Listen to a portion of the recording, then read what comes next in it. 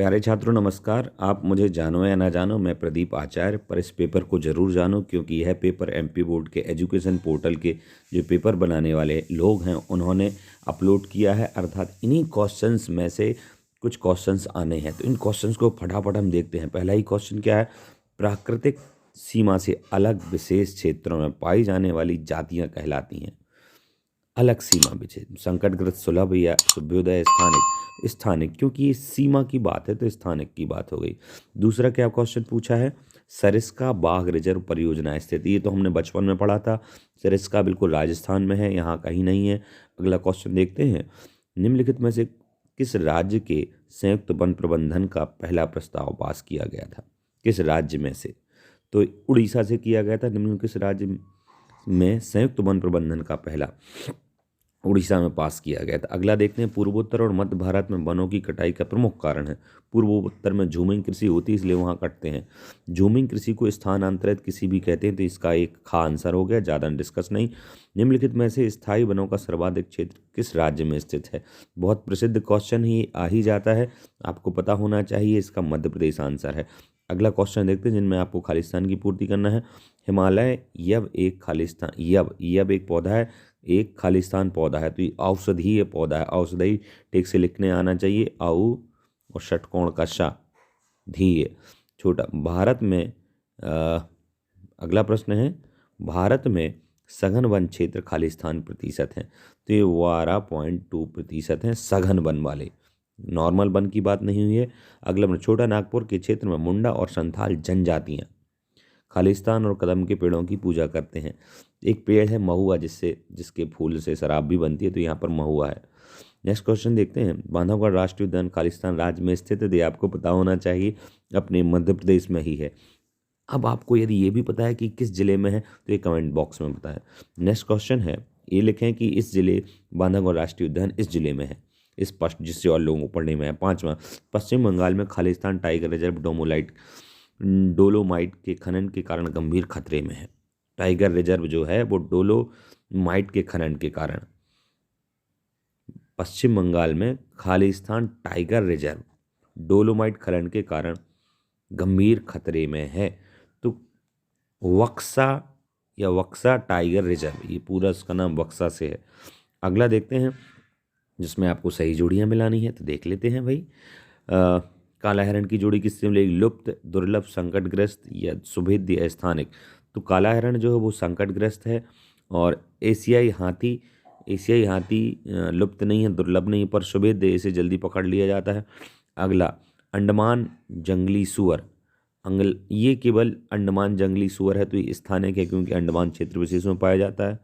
इसके बाद हिमालयन भूरा भालू, ये बहुत दुर्लभ है, तो इस दुर्लभ में जाएगा। गुलाबी सिर वाली बतख, ये लुप्त हो गई है, बिल्कुल ना के बराबर, तो ये लुप्त में जाएगा। ये जोड़ियां हुई। अब सत्य असत्य देखते हैं। जैसे पहला ही है, वनों पर दूसरे सभी जीव निर्भर करते हैं, बिल्कुल सही है भाई। भारतीय वन्यजीव अधिनियम 1972 में लागू हुआ था, ये पिछली बार भी मैंने बताया था, ये बिल्कुल सही है। पेरियार वाघ रिजर्व परियोजना केरल राज्य में स्थित है, और पेरियार याद रखना, ये पेरियार वहाँ का एक कोई स्थान भी है, तो ये सही है बिल्कुल। अगला, सुंदरबन राष्ट्रीय उद्यान उत्तराखंड में है, भी ये गलत है। सुंदरबन गंगा के किनारे है, पश्चिम बंगाल में। हिंट दे रहा हूँ, आपको बताना है ये कहाँ पर है। आरक्षित वनों को सर्वाधिक मूल्यवान माना जाता है, बिल्कुल सत्य, ठीक है, तभी तो उन्हें आरक्षित किया जाता है। परंतु ये उत्तराखंड वाला चौथा असत्य है, क्योंकि उत्तराखंड में नहीं है सुंदरबन। अब एक शब्द में उत्तर देना है। भूमि पर रहने वाले सबसे तेज स्तनधारी प्राणी कौन से कहलाते हैं? सबसे तेज पूछा है, कौन से हैं? तो तेंदुआ है, ध्यान रखना, स्तनधारी तेंदुआ है। अगला, भारत का कितने प्रतिशत राष्ट्रीय जल क्षेत्र प्रदूषित है? तो भारत का 70% कितने प्रतिशत राष्ट्रीय जल लिखा है, जल भी राष्ट्रीय होता है, तो ये दे रहे हैं 70% प्रदूषित है। अगला प्रश्न है, श्लेष और वर्ण किससे संबंधित है? श्लेष और वर्ण, वर्ण मतलब आग भी होता है वैसे तो, और ये क्या करते हैं, जो झूमिंग या स्थानांतरित कृषि होती है वहाँ जहाँ उगाते हैं वहाँ की पहले आग लगाते हैं, कटाई करते हैं, तो ये झूमिंग स्थानांतरित कृषि, ये लिखिए, आपकी पुस्तक में यही नाम है। अगला प्रश्न, विकासशील देशों में पर्यावरण विनाश का मुख्य दोषी किसे माना गया है? विकासशील देशों में पर्यावरण विनाश का मुख्य क्योंकि औद्योगिकरण, यहाँ पर उद्योग खुलते ही जा रहे हैं विकासशील होने के कारण से, कारखाने खुल रहे हैं।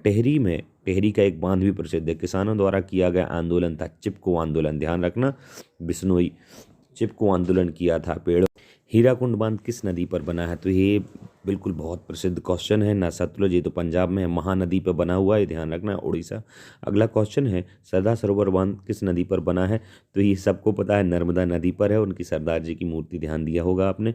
इसके बाद निम्नलिखित में से किस नदी पर बहुउद्देशीय नदी परियोजना नहीं है पूछा है, मतलब सतलुज या महानदी या फिर यमुना या नर्मदा, तो इस पर भी है, इस पर भी है, नर्मदा पर भी है, यमुना पर नहीं है, ठीक है, तो इसका आंसर यमुना हो जाएगा। इसके बाद अगर आपको पता हो सतलज पर कौन सी बहुउद्देशीय परियोजना है तो उसका नाम लिखिए। महानदी का तो इन्होंने बता ही दिया है और नर्मदा का भी बताया। निम्नलिखित में से कौन सा ताज़ा पानी का स्रोत है? ताजे पानी का स्रोत पूछा है, तो बिल्कुल ऑप्शन दे दिया है। सबसे पहले देखते हैं, वर्षा, भूजल या भूतल या उपरोक्त सभी। भूजल, भूतल, वर्षा सभी हैं इसका आंसर। अगला देखते हैं, निम्नलिखित में से किसके द्वारा आज भारत में उत्पादित कुल बिजली का लगभग 22% है? किसके द्वारा?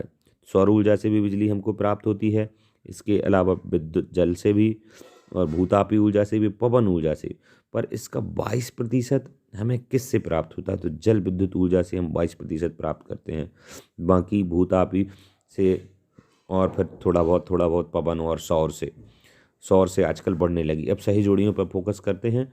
पहला ही जोड़ी देखते हैं, गांधी सागर बांध, ये चंबल पे बना हुआ है, इससे जोड़ी इसकी सीधी बन जाएगी। नागार्जुन सागर बांध ये कृष्णा पे बना हुआ है, नागार्जुन, कृष्ण जी नाग पर बैठे थे, इससे ध्यान रखना ट्रिक है आपके लिए। कृत्रिम झील जो है वो भोपाल में है, इसलिए इसकी जोड़ी सीधा भोपाल से बना दीजिए। नर्मदा बचाओ आंदोलन, तो ये किस नदी से संबंधित होगा? नर्मदा से ही होगा, बिल्कुल सरल था। बिहार का शोक, ये बहुत प्रसिद्ध क्वेश्चन है, कोसी नदी को कहा जाता है क्योंकि यहाँ बहुत बेकार तरीके से बाढ़ आती है, लाखों लोग बेघर हो जाते हैं। सत्य असत्य की बात आएगी तो पहला देखते हैं, महासागर का जल अलवणीय जल होता है, गलत है, ये लवणीय होता है, नमक वाला होता है, तो ये हो पहला ही असत्य। दूसरा, कावेरी नदी विवाद कर्नाटक और तमिलनाडु के बीच में है, बिल्कुल सही, जल के ऊपर से विवाद है कि कितना जल हम लेंगे कितना आप लेंगे। सरदार सरोवर बांध गुजरात में ताप्ती नदी पर बनाया गया, ताप्ती नदी गुजरात में है ही नहीं, तो ये भी असत्य हो जाएगा।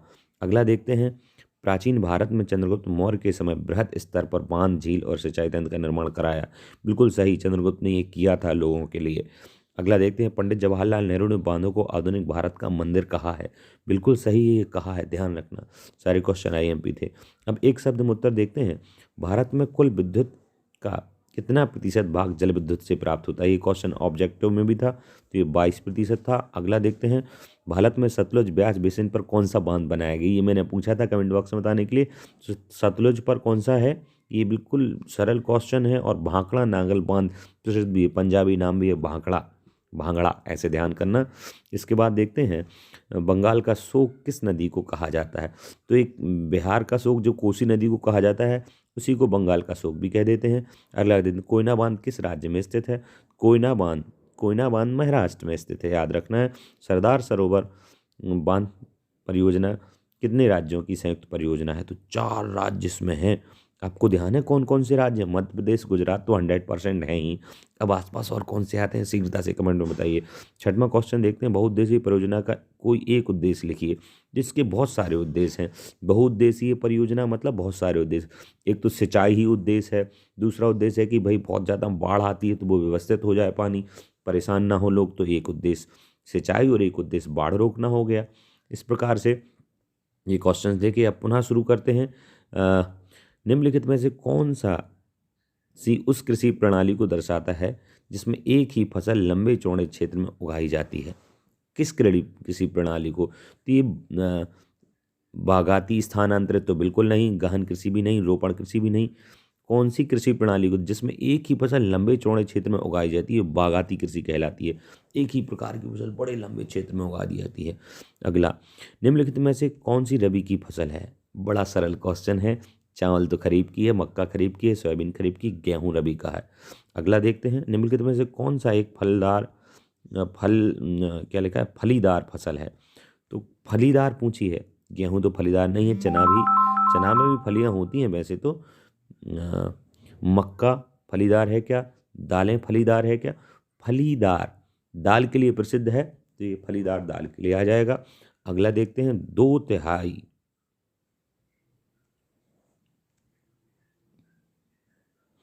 भारत की कितनी जनसंख्या कार्यों में, कृषि कार्यों में संलग्न है? तो 2/3 है। मैंने इसको क्वेश्चन मन में पढ़ा और उत्तर आपके लिए बोल दिया। हाँ, तो 1/4 नहीं, 3/4 नहीं, 1/3 नहीं, 2/3 कृषि कार्यों में संलग्न है। एक क्वेश्चन था कितने प्रतिशत, तो लगभग कृषि कार्यों में इतनी ही 2/3 जनसंख्या है।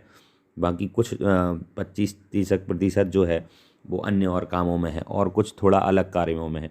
अगला देखते हैं, निम्नलिखित में से भारत की मुख्य खाद्यान्न फसल है? तो खाद्यान्न फसल पूछा है निम्नलिखित में से, तो गेहूँ, मक्का, बाजरा या चावल? गेहूँ भी है, मक्का भी है, बाजरा भी है, पर ये पूछा है भारत की मुख्य है।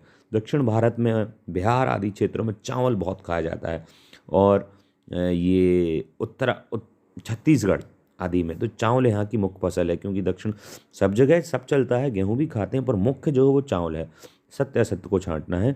देखते हैं, रोपण कृषि के द्वारा चाय, कॉफ़ी और रबर इत्यादि का रोपण किया जाता है।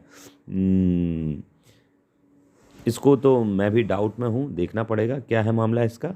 फिर भी अगर यहाँ धान और होती तो ये सही कर दे, तो रोपण कृषि के अंदर चाय, कॉफ़ी या रबर डाउट में है। दूसरा क्वेश्चन देखते हैं, 2015 के आंकड़ों के आधार पर भारत चाय का सबसे बड़ा उत्पादक देश है। ये तो बिल्कुल सत्य है, 15 के आंकड़ों के अनुसार। कपास, जूट और प्राकृतिक रेशम भारत में उगाई जाने वाली रेशेदार फसलें हैं, बिल्कुल सही है। अगला देखते हैं, भारतीय कृषि 60% लोगों की आजीविका प्रदान करती है। चौथा, तो ये भी और ज़्यादा आजीविका प्रदान करती है। ठीक है, उसके बाद देखते हैं, चाय की झाड़ियों को उगाने के लिए वर्ष भर उष्ण, नम, पाला रहित जलवायु की आवश्यकता होती है, बिल्कुल सही है। अगला क्वेश्चन देखते हैं, भारतीय जनसंख्या का मूल आधार क्या है? कृषि है। ठीक है, ये आर्थिक का। देश के किन राज्यों में चावल की 2 या 3 फसलें ली जाती हैं? पश्चिम बंगाल में। भारत का सर्वाधिक जूट उत्पादक राज्य कौन सा है? ये भी पश्चिम बंगाल है। भारत पर जनसंख्या का अधिक दबाव वाले क्षेत्र किस प्रकार की कृषि की जाती है? अधिक दबाव वाले क्षेत्र में किस प्रकार की कृषि की जाती है? गहन कृषि की जाती है। इसके बाद आया कृषि के टाइप आपको मालूम होने, उस फसल का नाम बताएं जो उत्तर भारत में खरीफ तथा दक्षिण भारत में रबी की फसल है। तो तिल, उत्तर भारत में तो वो खरीफ कहलाती है, परंतु दक्षिण में भारत में जाके वो रबी बन जाती है, तो तिल याद रखना है। अब खनिज के क्वेश्चंस हैं, ये देख लेते हैं। निम्नलिखित में से अधात्विक खनिज है, अधात्विक खनिज है, तो ये लोहा तो धात्विक है, मैग्नीज, तांबा सब अभ्रक जो है अधात्विक है। मैग्नीज का उत्पादन किस राज्य में सबसे अधिक होता है? तो उड़ीसा में होता है, याद रखना है। देश का लगभग 52% तांबा कौन से राज्य में उत्पादित होता है? ये मध्य प्रदेश में होता है। निम्नलिखित में से कौन सा कोयले का प्रकार है जिसका प्रयोग वाणिज्यिक प्रयोग में अधिक किया जाता है? तो लिग्नाइट, पीट या फिर एंथ्रासाइट या बिटूमिनस। बिटूमिनस का होता है, ये थोड़ा हार्ड होता है, ज़्यादा चलता है बिटूमिनस। अगला, मिल भी जाता है। या निम्नलिखित में से कौन सा ऊर्जा का नवीकरणीय नहीं स्रोत है? नहीं बाद में लिखा है, जबकि नहीं का नवीकरणीय स्रोत नहीं है। तो नवीकरणीय कौन सा नहीं है? जल विद्युत तो फिर भी उगा सकते हैं, पवन, ये आणविक नवीकरणीय नहीं है, इसका घाव हो जाएगा। अब खालिस्तान देखते हैं, भारत की सबसे अधिक पेट्रोलियम उत्पादन खालिस्तान क्षेत्र से प्राप्त होता है। भारत में वैसे तो कम होता है, पर जो भी होता है वो सबसे ज़्यादा मुंबई हाई से होता है। भारत का सबसे बड़ा और ऊर्जा संयंत्र स्थित है? तो भारत का सबसे बड़ा ऊर्जा संयंत्र माधोपुर है। भुज एक जिला है, उसके निकट माधोपुर में स्थित है। भारत का सबसे पुराना तेल उत्पादक राज्य है। सबसे पुराना अगर बात की जाए तो असम है। कोयला उत्पादन में भारत का, पूरे देश जितने भी हैं उनमें कोयला उत्पादन में भारत का 5वां स्थान है। जलोढ़ निक्षेप खालिस्तान के नाम से जाने जाते हैं, जो मिट्टी नदियां बहा कर लाए जाते हैं, जलोढ़ निक्षेप, वो प्लेसर निक्षेप कहलाते हैं। प्लेसर निक्षेप, सही जोड़ियाँ मिलाते हैं। ऊर्जा का परंपरागत स्रोत बालाघाट नहीं, छोटा नागपुर नहीं, ये कोयला है बिल्कुल। तांबा की जोड़ी किससे बनाएंगे भाई? तांबा मध्य प्रदेश के बालाघाट जिले में बहुत होता है। तो ये इससे जोड़े बनेगी। दंत मंजन, ये क्वेश्चन किस तरीके से बनाया है, दंत मंजन में टिटेनियम से जोड़ी बनेगी, उसमें पाया जाता है। अभ्रक निक्षेप, जैसे जलोढ़ निक्षेप से बनाया ना, अब अभ्रक निक्षेप ये कहाँ पाया जाता है, तो छोटा नागपुर के पठार में है। मैग्नीज की जोड़ी बनेगी उड़ीसा से, ये पहले भी आ गया है क्वेश्चन। अब आपको सत्य असत्य बताना है, तो पहले ही देखते हैं। भारत में 98% कोयले के भंडार गौण मानवयुग के हैं। हाँ, सत्य है। भारत की खनिज केवल कठोर रूप में पाए जाते हैं। असत्य नहीं है, कठोर में भी नहीं, तरल में भी मिल जाते हैं। अयस्कों के सतत उत्खनन से लागत घटती है। सतत उत्खनन से लागत घटती है, हाँ, अगर निरंतर करते रहें तो लागत कम होती जाती है। हीरे की खुदाई सर्वप्रथम भारत में हुई, हाँ, ये भी सत्य है। अगला देखते हैं, एक शब्द में उत्तर देना है। भारत किस देश को सर्वाधिक लौह अयस्क निर्यात करता है, किसको बेचता है हम लोहा सबसे ज़्यादा, हम भेजता है सबसे ज़्यादा जापान को अपना लोहा। चूने के पत्थर का सबसे अधिक उपयोग उद्योग में होता है, नहीं, असत्य है। उसके बाद देखते हैं, भारत का प्रथम परमाणु ऊर्जा केंद्र कौन सा है। सॉरी, ये तो हम चूने के पत्थर का सबसे अधिक उपयोग किस उद्योग में होता है, तो सीमेंट उद्योग में होता है। ठीक है, ये सही गलत नहीं है, मैं बिल्कुल कंफ्यूज हो गया। भारत का प्रथम परमाणु ऊर्जा केंद्र कौन सा है, तो तारापुर, फेमस है ये तो। और उसके बाद क्वेश्चन आया, कोयला किस प्रकार का खनिज है, तो कोयला अधात्विक खनिज है या अनवीकरणीय खनिज है। ठीक है, देखते हैं। सही विकल्प में भारत में कौन सा राज्य सूती वस्त्र उद्योग के लिए प्रसिद्ध है, तो सूती वस्त्र उद्योग के लिए गुजरात का अहमदाबाद, गुजरात आंसर रहेगा। भारत में रेशम उद्योग का प्रमुख केंद्र है, मैसूर है, याद रखने वाली बात है। भारत के किस राज्य में चीनी का सबसे ज़्यादा उत्पादन होता है, ये तो बड़ा सरल क्वेश्चन है। गन्ने की खेती उत्तर प्रदेश में होती है, इसका उत्तर रहेगा उत्तर प्रदेश। प्रथम जूट मिल की स्थापना किस स्थान पर हुई, तो ये पश्चिम बंगाल के कोलकाता में हुई, याद रखने वाली बात है। सूती। अगला क्वेश्चन देखते हैं क्या है, भारत के सबसे प्राचीन और प्रमुख उद्योग कौन सा है, तो सबसे प्राचीन और प्रमुख उद्योग जो भारत का है वो चीनी नहीं, सूती वस्त्र उद्योग, इसी के नाम से प्रसिद्ध है भारत का जुलाहे। अगला क्वेश्चन देखते हैं, Tata iron and steel company Jamshedpur के किस राज्य में स्थित है। ये बड़ा सरल क्वेश्चन है, लोग हो सकता है जल्दी जल्दी मध्य प्रदेश या छत्तीसगढ़ लगा दें, पर नहीं, ये झारखंड में है, ध्यान रखें।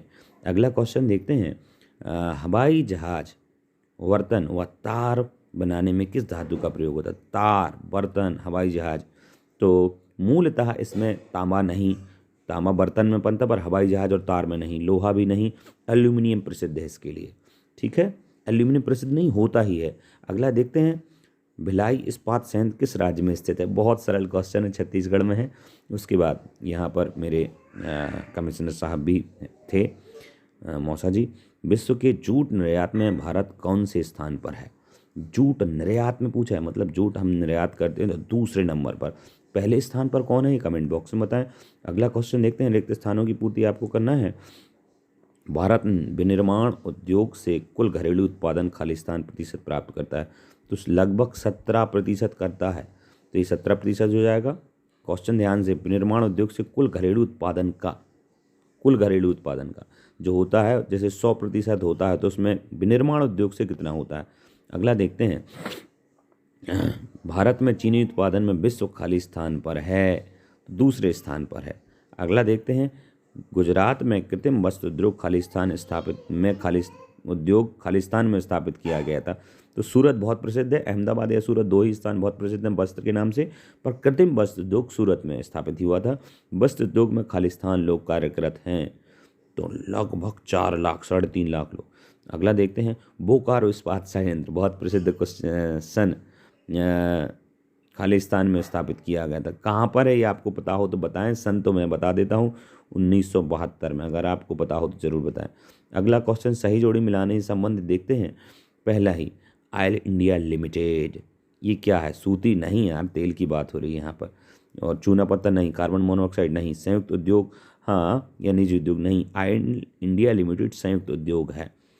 बजाज ऑटो लिमिटेड, ये बजाज वालों का है, तो बजाज एक बैक है लोग, तो ये एक निजी उद्योग हो गया। स्कूटर या अन्य कार्य भी इस पर बनाए जाते हैं बजाज वाले। कृषि उद्योग आधारित उद्योग क्या है भाई, कृषि आधारित उद्योग, तो कृषि जो होती है वो आधारित सूती वस्त्र, क्योंकि सूती वस्त्र कपास से बंद, कपास कृषि से आती है। और सीमेंट उद्योग चूना पत्थर बिल्कुल फिक्स है। वायु प्रदूषण कार्बन मोनोऑक्साइड, ये भी हो गया। अब आपको सत्य असत्य बताने हैं। टिस्का एशिया महाद्वीप का सबसे बड़ा इस्पात है, ये सत्य है या असत्य? टिस्का तो बिल्कुल सही है। अब कहाँ है ये आप बताएं कमेंट में। सबसे बड़ा ही है। कृषि तथा उद्योग एक दूसरे के पूरक हैं, बिल्कुल सही। कृषि के बिना उद्योग नहीं, उद्योग के बिना कृषि नहीं। इसके बाद तृतीय कार्यों में लगे व्यक्ति कच्चे माल को परिष्कृत वस्तुओं में परिवर्तित करते हैं। तृतीय कार्यों में ये क्वेश्चन मुझे समझ में नहीं आ रहा, तो इसमें ज़्यादा व्याख्या नहीं करूँगा। भारत जापान को सूत निर्यात करता है, बिल्कुल सही है। ठीक है। सार्वजनिक क्षेत्र का उद्योग टाटा आयरन एवं एंड स्टील कंपनी टिस्को है। ये कौन, फिर से पढ़ें। सार्वजनिक क्षेत्र का उद्योग Tata iron and steel company TISCO है। नहीं, ये असत्य है। भारत में चीनी की मिलें सबसे अधिक उत्तर प्रदेश राज्य में है। हाँ, ये तो सही होना चाहिए, क्योंकि वहीं पर सबसे ज़्यादा गन्ना उत्पादन होता है। उर्वरक बनाने के लिए कच्चा माल लोहा, अयस्क, कोयला, चूना आदि का उपयोग किया जाता है। उर्वरक बनाने के लिए लोहा? नहीं, गलत है ये। अब एक वाक्य में उत्तर देना, उनको देखते हैं। स्वामित्व के आधार पर उद्योगों को कितने वर्गों में बांटा गया? 4 हैं। और आधारभूत उद्योग किस उद्योग को कहते हैं? किस उद्योग को कहते हैं? तो आधारभूत तो लोहा इस्पात उद्योग को, जैसे टाटा, उसकी एक फैक्ट्री है। सूत्री वस्त्र निर्माण उद्योग के कोई 2 प्रमुख शहरों के नाम लिखिए। तो अहमदाबाद, सूरत, मुंबई ऐसे लिख सकते हैं। किस शहर को भारत का मैनचेस्टर कहा जाता है? तो अहमदाबाद को कहा जाता है। ये क्वेश्चंस हुए। अब अगर आपको लगता है कि और भी मुझे पढ़ना है, तो फिर मैं और बता देता हूँ। जैसे यही देखते हैं, भारत रेल परिवहन को कितने रेल प्रखंडों में पुनः संकलित किया गया है फिर से? तो ये 16 जोन है इसके। उसके बाद कौन सा क्वेश्चन है? निम्नलिखित में से कौन सा 2 दूरस्थ स्थित दक्षिण गलियारा से जोड़ता है? 2 अलग अलग कोने में, तो दक्षिण गलियारा उसे जोड़ता है। तो श्रीनगर और कन्याकुमारी उत्तर दक्षिण हैं, इनको जोड़ते हैं। फिर उसके बाद आया स्वतंत्रता प्राप्ति के पश्चात कच्छ की खाड़ी में कौन सा पहले पतन के रूप में विकसित किया गया था? तो कांडला है इसका आंसर, प्रसिद्ध है। प्राप्ति के पश्चात कच्छ की खाड़ी में कौन सा पहले पतन के रूप में पहला था? ये कच्छ का। भारत में वायु परिवहन का राष्ट्रीयकरण कब किया गया? तो ये 53 में हुआ था राष्ट्रीयकरण, 1953 में। उसके बाद भारत में कुल निर्यात का 50% लौह अयस्क किस बंदरगाह से निर्यात होता है? ये बहुत इंपॉर्टेंट क्वेश्चन है। मतलब जितना निर्यात होता है लौह अयस्क, उसमें से 50% जो है वो ना तो मुंबई से, ना चेन्नई से, मारमागाओ से होता है। ये भारत में ही है। अगला क्वेश्चन देखते हैं। खालिस्तान बनना। खालिस्तान लाख से अधिक व्यक्ति पर्यटन उद्योग में प्रत्यक्ष रूप से संलग्न है। कितने लाख से अधिक? तो 150 लाख से अधिक पर्यटन उद्योग से। अगला देखते हैं। राज्यों व देशों में व्यक्तियों के बीच राज्यों व देशों में व्यक्तियों के बीच का आदान प्रदान कहलाता है। राज्य और देश में हो तो व्यापार। उसके बाद खालिस्तान देश का राष्ट्रीय समाचार व संदेश माध्यम है तथा विश्व के बृहत्तम संचार तंत्र में से है, दूरदर्शन। उसके बाद विश्व की सबसे लंबी राजमार्ग सुरंग खालिस्तान सीमा सड़क संगठन द्वारा बनाई। सीमा सड़क किस संगठन? अटल टनल सीमा संगठन द्वारा बनाई गई। इसके बाद जिला मार्ग की सड़कों का निर्माण व रखरखाव खालिस्तान द्वारा। जिला मार्ग है तो जिला परिषद द्वारा किया जाएगा। सही जोड़ी देखते हैं। जल परिवहन में गड्ढे नहीं होते हैं, ना कोई परेशानी होती है, तो ये सबसे सस्ता है। इसके बाद स्वर्णिम चतुर्भुज महाराजमार्ग कहलाता है। देश की पहली रेलगाड़ी सन 1853 में चली थी। राजमार्गों का निर्माण लोक निर्माण विभाग PWD करता है राजमार्ग का निर्माण। अगला देखते हैं भाई। सत्य असत्य बताना है आपके लिए। पहला ही क्वेश्चन, मुंबई एक बृहद पत्तन है जिसके प्राकृतिक खुले विस्तृत तथा सुचारू पोताश्रय हैं। बिल्कुल हाँ, सही है।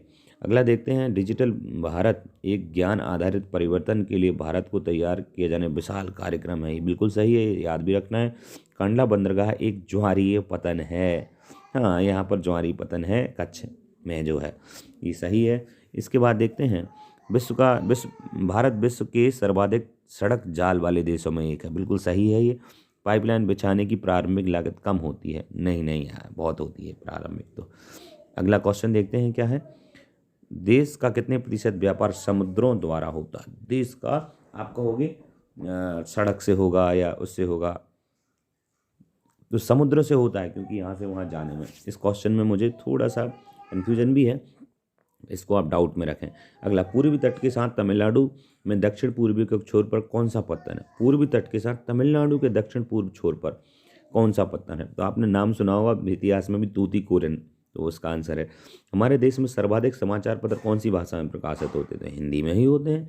अगला, जो व्यक्ति उत्पाद को परिवहन द्वारा उपभोक्ता तक पहुंचाते हैं उन्हें क्या कहते हैं? व्यापारी कहते हैं, उनका काम अच्छा है।